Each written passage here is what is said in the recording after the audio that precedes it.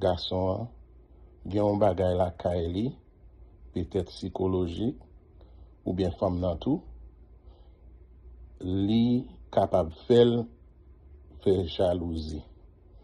Et faut qu'on fasse pile prudent. Moun nan gen doit ou apparemment moun nan paraît bien en forme, li gen diction, et pourtant en dedans que moun nan gon bagay qui pas fait le plaisir ou bien pas senti la l'aise à col, yon bagay quelconque qui t'est passé dans la vie. Moun sa, rentrer dans relation ensemble avec ou obligé connaître genre de bagay ça. Mais moun n'a pas pral djou li sans que ou même ou pas chercher la caille. Ça vient passer.